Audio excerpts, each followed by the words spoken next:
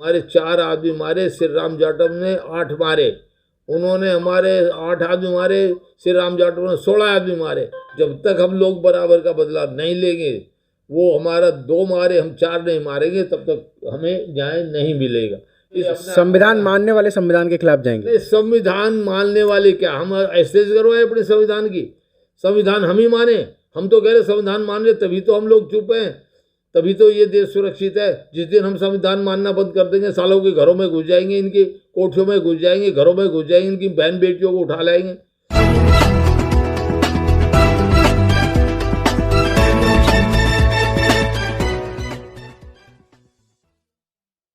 नमस्कार, मैं विकास, आप देख रहे हैं जस्ट टीवी इंडिया। और एक बड़ी घटना इस देश में हुई है जिसको मेन स्ट्रीम मीडिया तो आपको दिखाएगा नहीं, लेकिन उस घटना पे हम चर्चा जरूर करेंगे।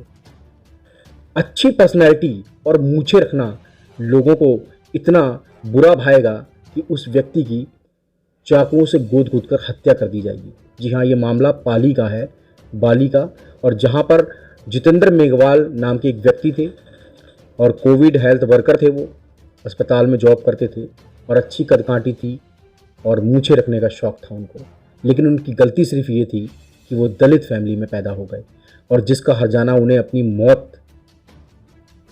और अपनी जान देकर उन्हें भरना पड़ा। आज वो इस दुनिया में नहीं है। जय भगवान जी मेरे साथ हैं, लगातार वो शोषित पीड़ित वंचितों की आवाज़ उठाते रहते हैं। क्या कहेंगे सर? लगातार फिर वही घटनाएं देश में दोहराई जा रही हैं। एक तरफ सरकार कहती कि हम राम राज लाना चाहते हैं, तो ये कैसा राज है जहाँ पर लोगों की पर्सनैलिटी देखकर और लोगों की इस तरीके की जो मानसिकता समाज में फैल रही है लगातार? क्या कहेंगे इसके लिए?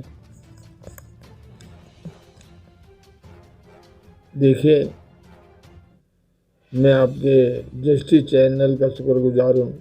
और विकास भाई, जो आपने बात की है बड़ी मार्मिक है। ये सारी घटना सुन कर के रोने को दिल आता है, लेकिन असलियत ये है इस देश में कि जो हमारे लोग हैं वो बिल्कुल मर गए हैं। दलित वर्ग के लोग, चाहे मेघवाल हो, चाहे चमार हो, पासी हो, पासवान हो, चाहे जिसको भी नाम ले लो, चाहे जाटव हो, इनका मनोबल टूटा हुआ है। और मनोबल टूटने की वजह से ये लोग इस तरह के वार करते हैं। वो 2 लड़के आए, यदि ये जा रहा था तो इसके ऊपर जो वार किया है ये कातिलाना हमला है। और जानबूझ करके उस लड़के के खिलाफ, क्योंकि वो अच्छा तगड़ा दबंग और सुंदर स्मार्ट था, मूछें रखता था। यहाँ इस सरकार की बताया जाए कि जो सरकार में आज बैठे हैं, इनको शर्म आनी चाहिए कि इस देश में आज 75 साल हो गए हैं आज़ादी के, हम लोग मूछ भी नहीं रख सकते। हम लोग सड़क पर आराम से अपनी इज्जत के साथ नहीं निकल सकते। और क्या ये अदालतें क्या अपनी ऐसे करवा रही हैं? अदालतें सारा देखती हैं कि ये लोग, इनके साथ जुल्म जायज़ी हो रहा है, कोई भी फर्क नहीं पड़ा है, सरकार कोई कार्रवाई नहीं। वैसे तो संज्ञान ले लेती है। क्या ये केस संज्ञान लेने लायक नहीं है कि जिस बच्चे को सिर्फ इसलिए मार दिया कि उसने मूछें रखी थी और वो स्मार्ट सुंदर था, आपस में रंजिश रखते थे उससे? लेकिन मैं बता दूं, बाबा साहब डॉक्टर अम्बेडकर ने कहा है कि मारने वाले से ज़्यादा गुनाहगार जुल्म सहने वाला होता है। जो हम जुल्म सह रहे हैं, ज़्यादा गुनाहगार हम हैं। अरे जब तक हम टिट फॉर टैट पर नहीं आएंगे, कोई हम लोग को कोई न्याय मिलने वाला है क्या? हजारों केस होते हैं साल के अंदर, कोर्टों में जाते हैं, किसमें न्याय मिलता है? कितने केसेज हैं? इनको शर्म लगनी चाहिए अदालतों को कि ये हम लोगों को कोई न्याय नहीं दे पाते है। कि लड़का मरा नहीं है, लेकिन उनको कोई सज़ा नहीं होनी। हम जानते हैं क्योंकि वे ठाकुर लोग हैं, उन लोगों का ऊपर से नीचे तक सब आदमी बैठे हैं, तो उनको न्याय कहाँ से मिलेगा? कौन देगा न्याय? मारने वाले वही, न्याय देने वाले वही, रिवॉल्वर वही रखते हैं, चक्कू वही रखते हैं, उन्हीं के पास सारा मसला है। हमारे लोग तो अपनी जान बचाने के लिए भी कुछ नहीं है। और इस गवर्नमेंट को मैं 10 साल से कब से लिख रहा हूँ कि हमारे लोगों को भी आर्म्स लाइसेंस दिए जाए, हमारे लोगों को भी आर्म्स लाइसेंस दिए जाए। बजट का पैसा, हमारे लाइसेंस हर गांव में 5-7 लाइसेंस हर किसी को दे दिए जाए, पर हर गांव में। और जो हमें बजट हमारे ऊपर खर्च करने का है, वो बजट में से 90% पैसा उसका हमारे उसको आर्म्स खरीदने के लिए दिया जाए। जय भगवान जी, इस घटना पे तमाम जो नेता हैं, SC ST OBC और माइनॉरिटी के जो नेता हैं, उनका अभी तक कोई बयान नहीं आया। चाहे अखिलेश यादव हो, तेजस्वी यादव हो, मायावती जी हों, OBC के। अरे भाई, बयान क्या लेंगे हम उनका?